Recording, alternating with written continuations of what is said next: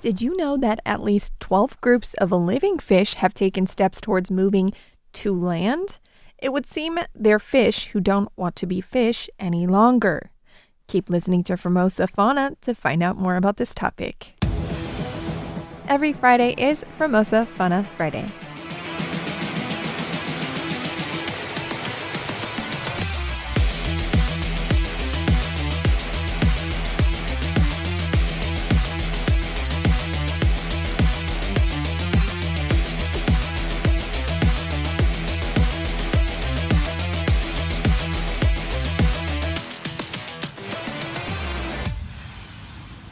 Hello, I'm Tristan Hildebrand, the voice of Formosa Fauna.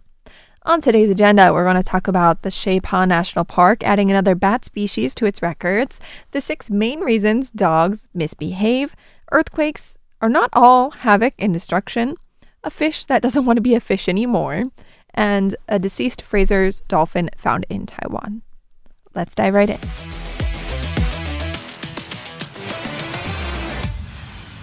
Shei-Pa National Park has added another species to its growing wildlife records, confirming the presence of its 27th bat species in the Guanwu area. In 2025, park researchers documented the endemic necklace sprite there for the first time, marking an important new record for the region. The discovery was made by Chen Jiahong, a technical specialist at the Guanwu Service Station, who has spent years monitoring bat populations in the area. In addition to the necklace sprite, Chen also captured a Hodgins bat during surveys in 2025. This was the first time that species had been recorded in Guanwu since 2006, according to the Central News Agency. Chen said the finding suggests that Guanwu may serve as an important stop along the Hodgins bat's migration route. Continued monitoring, he added, could help determine whether the species maintains a stable presence in the area or not.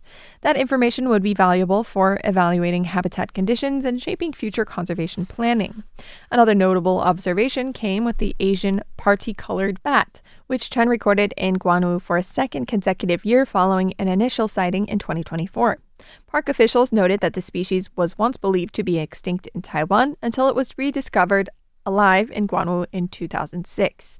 As for the necklace sprite, park officials explained that it is an endemic species typically found near streams in mid-altitude mountainous regions.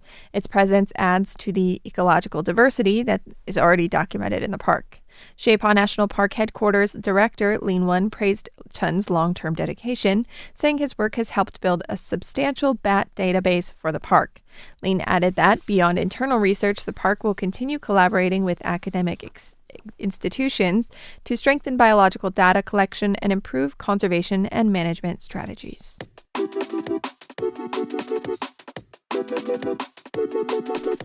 The 6 main reasons dogs misbehave. Can you name them all? Or could you even name 3 of them if you had to guess? Zach George's Guide to a Well-Behaved Dog lists out all 6, and I'm here to share those with you. When dogs misbehave, it's tempting to assume they're being stubborn or defiant, but behavior actually rarely happens without a reason. While we can't know exactly what our dogs are thinking, we can make informed guesses about what triggers the actions that frustrate us the most. Understanding those is often the first step toward improvement and getting rid of such behaviors. Throughout this episode, I'm going to share those with you 2 at a time, 1 at a time. And we're going to start with number 6. So the 6th main reason, ordered in importance, is actually a lapse in training. So it's easy to blame dogs when something goes wrong. After all, dogs often show how smart they are at a very young age, which leads us to assume they should always know better, right? I've always heard that people say that about their dogs. They know better. He knows better. He knows better. She knows better, right? But when a dog chews up furniture, has accidents indoors, or jumps on guests, it usually reflects gaps in training rather than deliberate disobedience. Gotta remind yourself that. Learning doesn't happen through frustration or insistence. Dogs learn best when behaviors are broken down into manageable steps and small successes are acknowledged consistently. When there's a breakdown, it's worth asking whether the environment is being managed properly and whether you've been keeping up on the training that you once put in the effort to do. Number 5. on the list of the top reasons why dogs misbehave is actually a lack of socialization. So one of the most common roots and one of the most common behavioral issues can be traced back to a lack of socialization often early in life. According to the American Veterinary Medical Association, the key socialization window occurs between 6 and 14 weeks of age. During this time, positive and varied experiences can help prevent fear-based reactions later on. Dogs, like people, are shaped by early impressions. A negative interaction or simply lack of positive interaction can influence how a dog reacts for years. Puppies that aren't exposed to certain people, animals, sounds, or environments may easily become fearful, overexcited, or even aggressive when encountering them later on. Ideally, puppies should experience a wide range of situations. They should interact with different people, be exposed to different household noises, and encounter other animals and new environments. These experiences should be paired with positive outcomes like treats, play, or affection. Even for dogs that missed this early window, perhaps you adopted an adult dog, right? Improvement is still possible. Through counter-conditioning and desensitization, dogs can learn to form new positive associations. While some sensitivities may never disappear entirely, many dogs show dramatic improvement over time with patience, structure, and trust.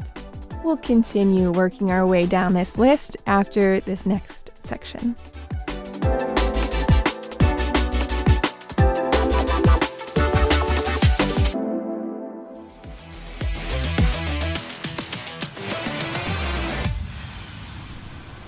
It's hard to say which country in the world has the most earthquakes because it depends on strength, frequency, how close they are, how big the country is, and so much more. Japan tends to land towards the top of most lists, but Taiwan is no stranger to earthquakes either. Earthquakelists.org lists Taiwan as number 25 on the list of countries with the most earthquakes, citing data from USGS, the British Geological Survey, and more. I know we have some listeners from India and Pakistan. You are actually higher on the list at number 14 and number 22, respectively. United States listeners, you're much lower at number 41. And Bangladesh listeners, you're at number 45. If I didn't mention your country, send me an email at tristan@rti.org.tw. That's TRISTAN @rti.org.tw, and tell me where you're from. So, the Earth's surface may feel solid and unchanging, but it has been in constant motion for more than 3 billion years. The planet's outer layer, known as the lithosphere, is divided into 7 large tectonic plates and many smaller ones. Where these plates, saying everything wrong today, where these plates meet, their interactions shape the planet. When plates push against each other, mountain ranges rise. When they pull apart, new crust forms on the ocean floor. While plate tectonics is often associated with earthquakes and volcanoes, it is also responsible for creating continents, shaping ecosystems, and influencing the evolution of life itself. The idea that continents might move was first hinted at in the late 18th century when European explorers noticed that the coastlines of Africa and the Americas appeared to fit together. Later, geologists found striking similarities between mountain ranges in northern Europe and eastern North America, suggesting a shared geological history. Fossil evidence provided even stronger clues. Certain plants and animals appeared on multiple continents despite being incapable of crossing oceans. One example is a mammal-like reptile that lived over 200 million years ago. That is Cynogenathus. This mammal-like reptile was in both southern Africa and eastern South America. Another example of this is Glossopteris, a tree genus that once spanned South America, Africa, Australia, India, and Antarctica. These patterns led German geophysicist Alfred Wegener to propose in 1915 that all continents were once joined together in a single landmass he called Pangaea. Over time, he argued this supercontinent broke apart and drifted to form today's continents. Wegener's theory was initially actually rejected. Critics argued that continents were static and that fossil similarities could be explained by land bridges that appeared and disappeared due to flooding. But over time, mounting evidence revealed that the seafloor was spreading and that new oceanic crust was continuously being formed. Today, we know that tectonic plates do move to convection currents driven by heat from deep within Earth. Once accepted, plate tectonics help explain not only geological features, but also the evolutionary paths of species. When continents split, populations become isolated and evolve independently. When continents collide or land bridges form, species mix, compete, and sometimes go extinct.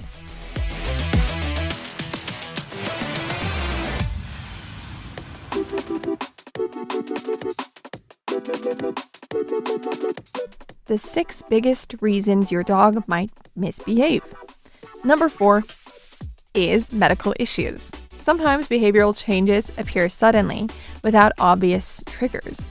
A dog that begins having accidents indoors, snapping unexpectedly, or showing signs of anxiety or lethargy may be experiencing physical discomfort. Pain, illness, or underlying medical conditions can all influence behavior. Dental problems, digestive issues, urinary tract infections, or hormonal disorders can make a dog irritable or withdrawn. Just as humans may feel grumpy or exhausted when unwell, dogs respond to discomfort in behavioral ways. Because owners know their dogs best, they're often the first to notice when something feels off. A veterinary checkup is the most reliable way to determine whether health issues could be contributing to behavioral changes or not. So number 4, medical issues. Number 3 on the 6 biggest reasons your dog might misbehave is changes in the environment. Few things affect a dog faster than a change in surroundings. New environments can overwhelm even well-trained dogs. While people learn to adapt over time, dogs, much like toddlers, may struggle to process unfamiliar sights, sounds, and smells. A calm walk can quickly unravel when a dog encounters something entirely new, like wildlife, crowds, or exciting scents. Skills learned at home don't automatically transfer to new locations. Just like if you taught your dog to sit at home, and your dog is amazing at sitting at home, you take them to the dog park, or you take them on a walk and tell them to sit outside when they see another dog, they're not going to sit, right? So it doesn't automatically transfer to new locations. Dogs don't generalize well, and training must be reinforced repeatedly across different environments. So for some people, that could be a new move, that could be a new person in the house, that could be a new even furniture layout. These could all contribute to behavioral changes. Frequent exposure helps normalize the situation. Visiting exciting places regularly can reduce overexcitement and improve focus. With time, dogs learn that new environments aren't overwhelming, they're just another place to listen and engage.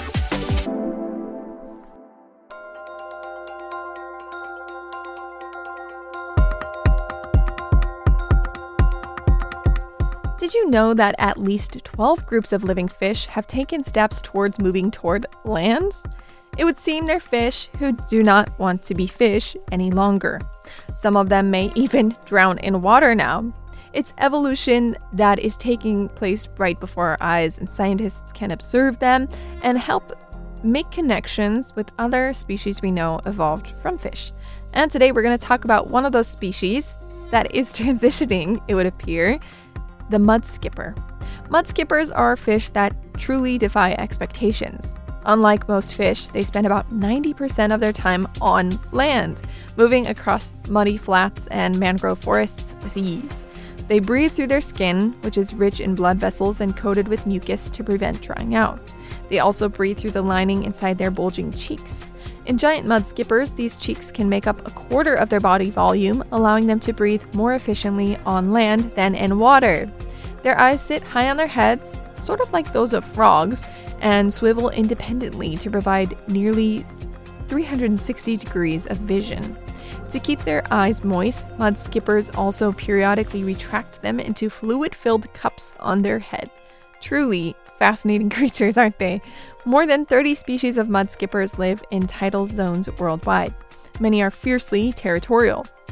During mating season, males develop bright blue spots and compete in dramatic jumping displays. Some species even build mud walls to mark boundaries, a strategy that supposed to, reduces conflict and restores calm among neighbors because scientists did a study where they waited until mud skippers built these walls, tore them down, and they became very aggressive and very irritable, and until they built their walls back up, and then they calmed down. While mud skippers are not the ancestors of land vertebrates, they offer valuable clues about how ancient fish transitioned onto land around 400 million years ago. Genetic studies reveal adaptations that improve vision, immunity, and survival outside of the water. Mud skippers, quote-unquote, walk using their pectoral fins like crutches when on land and propel themselves with their tails. Other fish, such as bichurs, Bichrs, and rock-climbing gobies demonstrate similar abilities, even scaling waterfalls hundreds of meters high to reproduce. The finger-sized Napoli rock-climbing gobies are endemic to Hawaii, where they're known as O'opu no pili. The finger-sized fish can climb waterfalls hundreds of meters high. They do it to lay their eggs upstream, and when they hatch, the young fish are immediately swept down the waterfall and out into the ocean.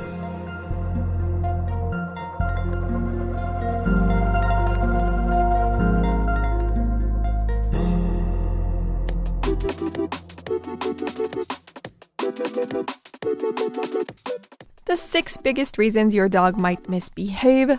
Number 2 is genetics. Behavior is shaped by both experience and genetics. While breed alone does not determine behavior, inherited traits passed down from parents have more of an influence on energy levels, fear responses, and temperament. So it's not just about the breed. Research shows that dogs from puppy mills are significantly more likely to develop behavioral issues, in part due to poor genetic screening. Responsible breeders avoid passing on both physical and behavioral traits linked to poor outcomes, but they don't always know whether or not a dog carries that trait. They don't really have a very comprehensive overlook on the genetics and these dogs that they're breeding most of the time. While profit-driven breeding tends to just ignore these risks altogether.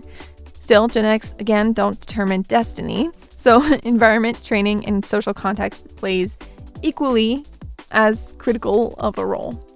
Now, let's talk about number 1 on this list. Number 1 is, the most effective and often overlooked solution to behavioral issues. I wonder, after going the list from 6 all the way down to number 1, can you guess what is left? Hopefully you can. Hopefully you know what it is. It's actually exercise. The vast majority of reactive or hyperactive dogs simply lack a proper outlet for their energy. Exercise does not just tire dogs out physically, it helps them regulate their emotions, reduce anxiety, and improve focus. Structured activities like fetch or an interactive play early in the day can dramatically improve behavior. Many training challenges become manageable after you realize what it's all linked to, which is often a lack of exercise. Thank you for making it to the end of today's episode. It makes you a Formosa Fauna friend. I'll see you next time for Formosa Fauna Fridays here on Radio Taiwan International.